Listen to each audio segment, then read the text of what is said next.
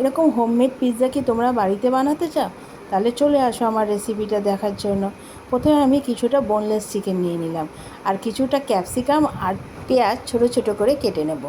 আর যে চিকেনটা নিয়েছিলাম তার মধ্যে আমি মিশিয়ে দিলাম আদা, রসুন আর কাঁচা লঙ্কার একটা পেস্ট, আর সামান্য সোয়া সস। এবার এটাকে ভালো করে মাখিয়ে 10 মিনিটের জন্য ঢেকে রেখে দেবো। বেশিক্ষণ রাখতে হবে না, কারণ চিকেনগুলো তো ছোটো ছোটো করে কাটা, তাই আর বেশিক্ষণ রাখলাম না। এবার অন্য একটা পাত্রে আমি কয়েকটা পাউরুটির স্লাইস নিয়ে নিলাম। দেখো, এবার পাউরুটির সাইডে যে ব্রাউন কালারটা থাকে অল্প করে কেটে বাদ দিয়ে দিলাম। এবার যে পাউরুটিটা আছে তার মধ্যে আমি একটা ডিম ফাটিয়ে দিলাম, আর সামান্য দুধ দিয়ে মেখে নিলাম। বেশি দুধ কিন্তু দেবো না, বেশি নরম করব না, কিন্তু যেন পাউরুটিটা পুরো গলে যায় সেই পরিমাণ দুধ আমাদের দিতে হবে। এবার ভালো করে আমি দেখো পাউরুটিটাকে মাখিয়ে নিয়েছি, তার মধ্যে দিয়ে দিয়েছি সামান্য নুন দিয়ে ভালো মতন মাখিয়ে আমি কিছুক্ষণের জন্য এটা ঢেকে রেখে দেবো। এবার চলো চিকেনটাকে কি করতে হবে সেটা তোমাদেরকে দেখিয়ে দিই। এবার আমি একটা ননস্টিকের কড়াই নিলাম। এবার ননস্টিকের কড়াইয়ের মধ্যে সামান্য বাটার দিয়ে দেবো। বাটারটা যখনই একটু গলে আসবে, গলে আসার পরে মেখে রাখা চিকেনটা আমি দিয়ে দেবো।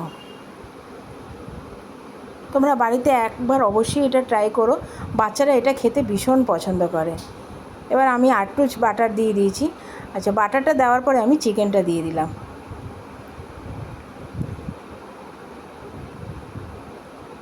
দেখো, আমি অল্প অল্প করে চিকেনগুলো দিয়ে দিয়েছি।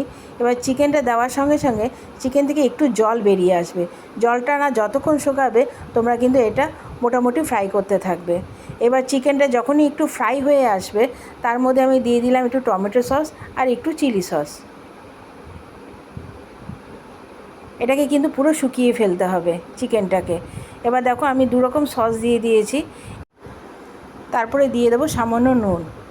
চিকেনে নুন দেওয়ার ফলে চিকেন থেকে একটু জল বেরিয়ে আসবে। এবার এটা মিনিট 10 নাড়াচাড়া করার পর যখন প্রায় এটা শুকিয়ে আসবে তখন আমি এর মধ্যে দিয়ে দেবো কেটে রাখা ক্যাপসিকাম আর পেঁয়াজ। মিনিট 10 টাইম লাগবে এটা করতে আমার। যখন পুরোটা শুকিয়ে আসবে তখন আমি এটাকে নামিয়ে ফেলবো। দেখো, এবার আমি ক্যাপসিকাম আর পেঁয়াজটা দিয়ে দিলাম। এবার কিছুক্ষণ নাড়াচাড়া করার পর আমি এটাকে নামিয়ে ফেলবো। দেখো, জলটা পুরো শুকিয়ে এসছে।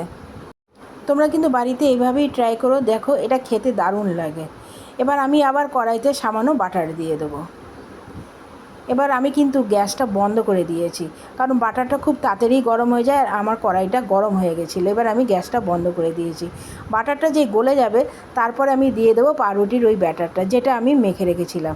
এবার সুন্দর করে সাইজ মতন গোল করে দেবো, যাতে একটা পিৎজার সাইজে দেখতে লাগে। এবার আমি গ্যাসটা চালু করে দিয়ে 5 থেকে 10 মিনিটের জন্য এটা ঢেকে রাখবো। এটা 5 থেকে 10 মিনিটের জন্য আমি ঢেকে রাখলাম। এবার আমি তারপরে দেখাচ্ছি। গ্যাসটা চালু করে আমি বাড়িয়েই দিয়েছি। এবার দেখো, এটা নিচটা প্রায় হয়ে এসছে। এবার তোমরা এটাকে উল্টে দেবে। এর উপরে আমি দিয়ে দিলাম টমেটো সস। আমার কাছে পিৎজা সস ছিল না, তাই আমি আপাতত তখন টমেটো সসই দিয়ে দিয়েছি। টমেটো সস দিলেও খুব একটা খারাপ লাগে না। আচ্ছা, টমেটো সসটা চারিদিকে দেওয়ার পরে এর উপরে দিয়ে দেবো আমি চিকেন, ক্যাপসিকাম আর পেঁয়াজ দিয়ে যেটা আমি বানিয়ে রেখেছিলাম সেটা আমি পুরো ভরে দিয়ে দেবো। দেখো আমি কিভাবে দিচ্ছি, চারিদিক দিয়ে সাজিয়ে এটা দিয়ে দিতে হবে। আমার পুরোটা দেওয়া হয়ে গেছে। এরপর আমি 2 রকম চিজই ব্যবহার করেছি। তোমাদের যদি একটাই থাকে তাহলে তোমরা একটা দিয়েই করবে। আমার কাছে 2টো ছিল, তাই আমি 2 রকম চিজই আমি এর মধ্যে ব্যবহার করেছি। আচ্ছা, 2টো স্লাইস চিজ, দেখো আমি 2টো স্লাইস চিজ ওর মধ্যে আগে দিয়ে দিয়েছি। স্লাইস চিজ দেওয়ার পরে যে মোজারেলা চিজটা ছিল সেটাকে আমি গ্রেট করে ওর উপর দিয়ে দেবো। এবার দেখো, চিজ যত বেশি দেবে তত খেতে বেশি টেস্টি হবে। এর উপরে আমি দেখো মোজারেলা চিজটাকে গ্রেট করে সুন্দর করে চারিদিক দিয়ে সাজিয়ে দিয়েছি। তোমরাও ঠিক এইভাবেই কিন্তু ট্রাই করো বাড়িতে, খেতে কিন্তু দারুণ হয়েছিল। তার উপর দিয়ে একটু চিলি ফ্লেক্স ছড়িয়ে দিলাম। এরপরে কিন্তু এটা করতে বেশি সময় লাগবে না। চিজটা গলতে যতক্ষণ সময় লাগে ততটুকুই টাইম দিতে হবে। এরপরে আমি চারিদিকে একটু বাটার ছড়িয়ে দিলাম, যাতে নিচ দিয়ে কোনো রকম আটকে না যায়। এবার আমি মিনিট 5 থেকে 10 মিনিটের জন্য এটা ঢেকে রাখবো। আমার রেসিপিটা যদি তোমাদের ভালো লেগে থাকে তাহলে অবশ্যই একটা লাইক, কমেন্ট, শেয়ার করে দিও। পিৎজাটা কিন্তু আমাদের প্রায় হয়েই এসছে। এবার কিছুক্ষণের জন্য ঢাকা দিয়ে রাখার পরে এটাকে আমি নামিয়ে ফেলবো। দেখো কী সুন্দর পুরো চিজটা গলে গেছে, দেখতেও কত সুন্দর লাগছে। এবার তোমাদেরকে আমি এটা কেটে দেখাচ্ছি।